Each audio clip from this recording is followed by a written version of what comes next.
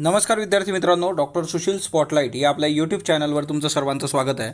या लेक्चरमध्ये आपण अभिव्यक्ती स्वातंत्र्य आणि त्याच्याशी निगडीत जे आजचे डिबेट आहेत आणि त्याच्याशी रिलेटेड जे काही खटले आहेत ते समजून घेणार आहोत. तत्पूर्वी डॉक्टर सुशील स्पॉटलाईटला टेलिग्रामवर फॉलो करण्यासाठी डिस्क्रिप्शनमधली लिंक तुम्ही वापरू शकता. फेसबुकवरही आपला ग्रुप आहे, तिथेही फॉलो करू शकता. स्पॉटलाईट इयरबुक 2021 आणि स्पॉटलाईट MCQ बुक जे आहे ते जानेवारी महिन्याच्या फर्स्ट वीकमध्ये तुमच्या हातात असेल. स्पॉटलाईट रायटिंग फोरम वरील जे काही ॲक्टिव्हिटीज आहेत त्यामध्ये इनरोल करण्यासाठी spotlightritingforum@gmail.com या मेल ID वर तुम्ही मेल करू शकता. IAS मेन्स करता daily answer writing, weekly GS essay आणि MPSC मेन्स करता मराठी आणि इंग्रजी निबंध अशा ॲक्टिव्हिटीज आहेत. अभिव्यक्ती स्वातंत्र्य. आता एक स्टेटमेंट आहे तुमच्यासमोर. हे स्टेटमेंट जे आहे ते न्यायाधीश धनंजय चंद्रचूड यांचं आहे. रिपब्लिक TVचे जे प्रमुख संपादक आहेत अर्णब गोस्वामी यांच्या याचिकेवर ज्यावेळेस ते निर्णय देत होते त्यावेळेचं हे स्टेटमेंट आहे की वृत्तपत्रांच्या स्वातंत्र्यातून लोक व देशाचे स्वातंत्र्य मजबूत होते. जोपर्यंत पत्रकार सुडाच्या कारवाईला न घाबरता सत्तेविरुद्ध सत्य बोलतात तोपर्यंत ते शाबूत राहतं.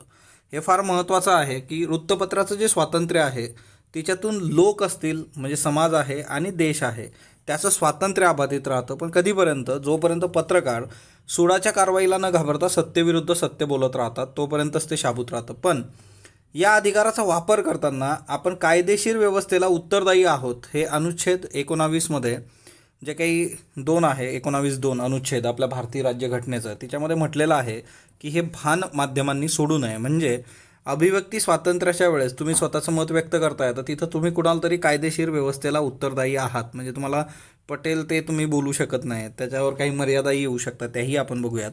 सो अर्णब गोस्वामी यांची ही केस होती आणि त्या याचिकेवर निर्णय देतानाचं हे मत आहे धनंजय चंद्रचूड यांचं. म्हणजे अभिव्यक्ती स्वातंत्र्याचा जो काही अधिकार आपल्याला अनुच्छेद 19मध्ये मिळतो किंवा कलम 19 जे आहे भारतीय राज्यघटनेचं तिच्यामध्ये जो आहे तर गोष्ट एकदम सिंपल आहे की तो निर्विवाद नाही आहे, त्याच्यावर निर्बंध लादले जाऊ शकतात. आणि अभिव्यक्ती स्वातंत्र्याचा जो काही समावेश मूलभूत अधिकारात करण्यात आलेला आहे तर एकूण 6 मूलभूत स्वातंत्र्यांचा समावेश 19व्या कलमामध्ये आहे आणि त्याच्यामध्ये अभिव्यक्ती स्वातंत्र्य किंवा फ्रीडम ऑफ एक्सप्रेशन जे आहे ते अग्रभागी आहे. आता अभिव्यक्ती स्वातंत्र्य म्हणजे स्वतःचं मत मांडणं वा स्वतःच्या भावनांना उत्स्फूर्तपणे व्यक्त करणं. मग त्याच्यासाठीची माध्यमं वेगवेगळी असतात. तुम्ही लिहून करू शकता, बोलून करू शकता, इंटरनेट आहे. श्रेया सिंगलची केस पण बघूयात. पण अभिव्यक्ती स्वातंत्र्य हे निरपवाद नाही. जर भारतीय राज्यघटनेने या स्वातंत्र्याला मूलभूत अधिकारात समाविष्ट केलेलं आहे तरीसुद्धा काही बाबींकरता त्याच्यावर मर्यादा घातल्या जाऊ शकतात. ऑब्व्हियसली या मर्यादा ज्या आहेत तर त्या मर्यादा योग्य आहेत किंवा नाही, वाजवी आहेत किंवा नाही हे न्यायालयाने ठरवायचं असतं. मग आता कुठल्या कुठल्या कंडिशनमध्ये मर्यादा येऊ शकते तुमच्या अभिव्यक्ती स्वातंत्र्यावर? तर भारताचं सार्वभौमत्व, एकात्मता आणि सुरक्षितता. म्हणजे देशाचं सार्वभौमत्व, एकात्मता, सुरक्षितता महत्त्वाची आहे. आंतरराष्ट्रीय संबंध, मैत्रीपूर्ण संबंध जपायचे असतात वेगवेगळ्या राष्ट्रांसोबत. आणि जर आपल्या इथले काही लोक एखाद्या टिपिकल राष्ट्राबद्दल चुकीच्या पद्धतीने बोलत असतील तर त्याची किंमत आपल्याला ती आंतरराष्ट्रीय लेवलला मोजावी लागू शकते. कायदा, सुव्यवस्था, नैतिकता आणि सभ्यता. तो ऑब्व्हियसली कायदा सुव्यवस्था आहे. तुम्ही काहीतरी स्टेटमेंट केलं त्याचा चुकीच्या अर्थातून चुकीच्या गोष्टी होऊ शकतात. सो नैतिकता, सभ्यता या सगळ्या गोष्टी याच्यामध्ये आहेत. व्यक्तीची बेअब्रू आणि न्यायालयाचा अवमान ह्या गोष्टींचाही तुम्हाला विचार याच्यात करावा लागतो. एखाद्याबद्दल तुम्ही चुकीचं लिहू शकत नाही, न्यायालयाचा अवमान करणं वगैरे. एखाद्या गुन्ह्याला प्रवृत्त करण्याच्या कृत्याला लक्षात घेऊन स्वातंत्र्यावर बंधन आणलं जाऊ शकतं. पण ह्या सगळ्या याच्यामध्ये बेसिक एक आहे की न्यायालय ठरवेल की तुम्ही जे काही मर्यादा आणलेल्या आहेत त्या योग्य आहेत किंवा नाही. तर शेवटी एक आहे की न्यायालयाकडे ह्या बाबी जाऊ शकतात. अभिव्यक्ती स्वातंत्र्यावर निर्बंध. आता निर्बंध कधी आणले जातात? कधी असं होतं की सरकार असेल, समाजातले काही घटक असतील किंवा विविध धर्म संप्रदाय असतील, हे विरोधी विचारांवर नियंत्रण मिळवण्याकरता किंवा तो नाहीसा करण्यासाठी अभिव्यक्ती स्वातंत्र्यावर निर्बंध आणण्याचा प्रयत्न करतात. हे फक्त भारतात होतं का? असं नाही, हे अख्ख्या जगात होतं. जिथं कुठं राज्यकर्ते असतील किंवा समाजातले टिपिकल काही घटक असतील त्यांच्या विरोधात तुम्ही जायला लागलात तर ते तुम्हाला एक आयदर ते विचार नष्ट करायला किंवा त्या पर्टिक्युलर विचारांना रोखण्यासाठी निर्बंध आणण्याचा प्रयत्न करतात. आणि व्यक्ती स्वातंत्र्य जे आहे ते हिरावून घेतलं जाऊ शकतं. आता याचं जे मूळ आहे ते साम्राज्यवादी ब्रिटिश राजवटीमध्ये तुम्हाला सापडतं. म्हणजे ब्रिटिश राजवट जी होती त्या ब्रिटिश राजवटीने स्वतःचे हितसंबंध जपण्यासाठी भारतीय दंड संहितेच्या कलम 124(अ)चा म्हणजेच राजद्रोहाच्या गुन्ह्याचा वेगवेगळ्या नेत्यांवर वापर केलेला आहे. व्यक्तींवर दाखल केलेले गुन्हे जे राजद्रोहाचे आहेत कलम 124(अ) अंतर्गत तर ते महत्त्वाचे आहेत बघा. आणि हे 124 जे आहे ते मधल्या काळात खूप चर्चेत होतं, भारतीय दंड संहिता. ओके.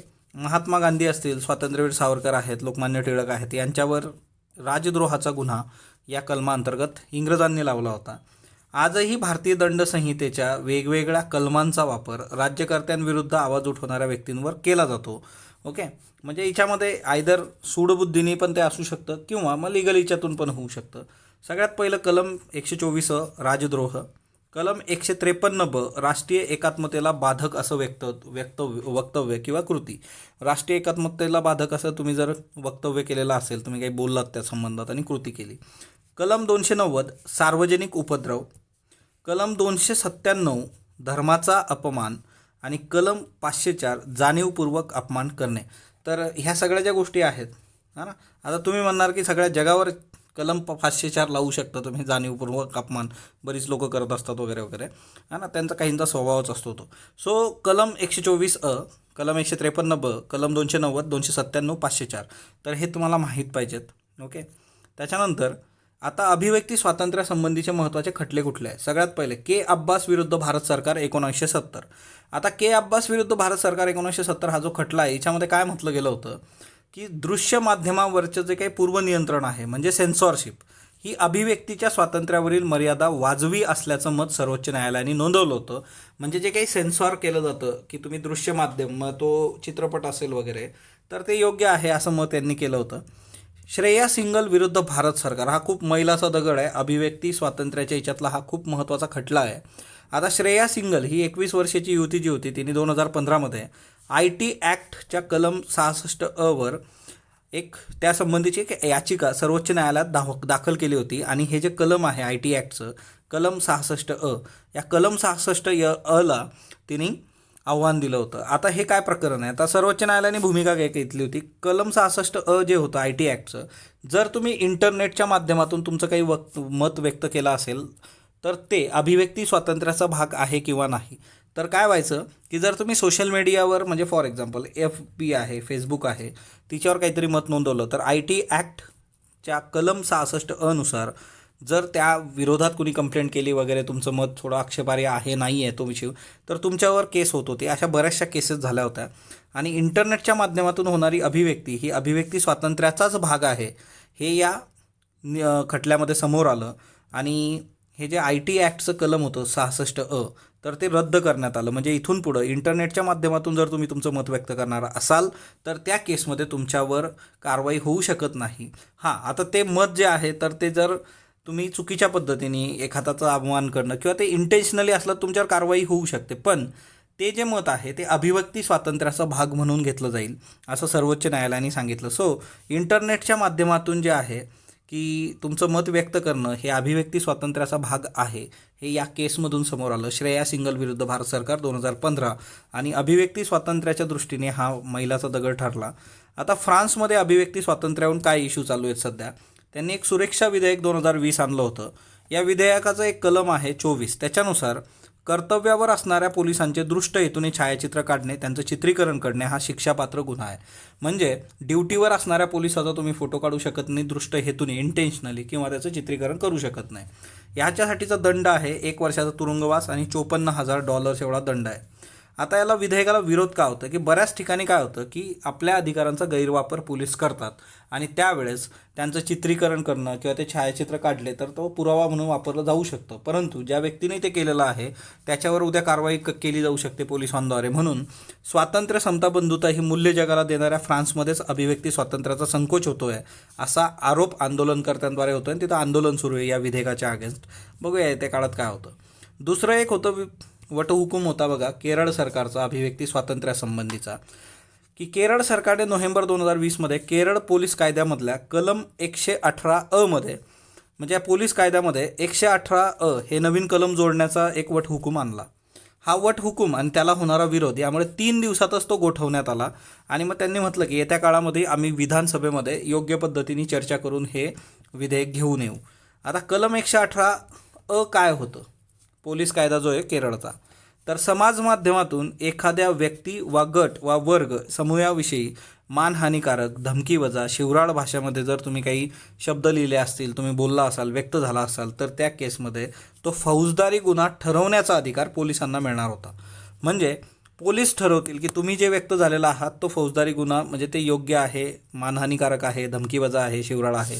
मग पोलिसांना एक्सेस पॉवर तिच्यात मिळणार होत्या. आणि मग इथं परत मेजर इश्यू तोच होता की जे काही IT ॲक्टचं कलम 66 होतं की इंटरनेटच्या माध्यमातून तुम्ही व्यक्त होताय, मग तुमच्यावर ॲक्शन घेतली जायची, तर त्या संबंधीचीच तरतूद ती होती आणि ते तरतूद ही आहे. त्याच्यामुळे आता ती कलम 66 जे आहे ते रद्द करण्यात आलेलं आहे. पण त्याच आशयाचं कलम 118 केरळ सरकार आणण्याचा प्रयत्न करतो आहे असा त्यांच्यावर आरोप होतो आहे. आणि त्याच्यामुळे त्यांना तो वटहुकूम 3 दिवसामध्ये मागे घ्यावा लागला. पण केरळ सरकार म्हटलं आहे की विधानसभेत आम्ही योग्य पद्धतीने चर्चा करून याला आणू. आता अभिव्यक्ती स्वातंत्र्य ही जी बाब आहे ती दुधारी तलवारीसारखं आहे आणि त्याचा जपून वापर करणं हे गरजेचं आहे. हे एवढा एक निष्कर्ष निघतो. हां ना, शब्दांनीच पेटतात घरेदारे देश आणि माणसेसुद्धा. सो काही प्रश्न आहेत बघा याच्यावर. योग्य जोड्या ओळखा. कलम 504 जाणीवपूर्वक अपमान करणे, कलम 297 धर्माचा अपमान, कलम 290 सार्वजनिक उपद्रव. ओके, आता हे IPCची कलमं आहेत सगळी. ओके, IPC कलम. तर ते तुम्हाला सांगायचं आहे. फक्त फक्त ब, अ, ब, क, अ, क. श्रेया सिंगल विरुद्ध भारत सरकार 215 हा खटला कशाशी संबंधित आहे? खाजगीपणाचा अधिकार, अभिव्यक्ती स्वातंत्र्य, संपत्तीचा अधिकार, कामगार हक्क. अभिव्यक्ती स्वातंत्र्यासंबंधीचा वटहुकूम 3 दिवसात गोठवण्यात आला. नोव्हेंबर 2020. त्या राज्याचं नाव ओळखा. महाराष्ट्र, तमिळनाडू, केरळ, गुजरात. याची उत्तरं तुम्ही कमेंट बॉक्समध्ये देणार आहात. स्पॉटलाईटला जो तुम्ही प्रतिसाद देता त्याबद्दल मी आपला आभारी आहे. स्पॉटलाईटला लाईक करा, शेअर करा, सबस्क्राईब करा. धन्यवाद विद्यार्थी मित्रांनो.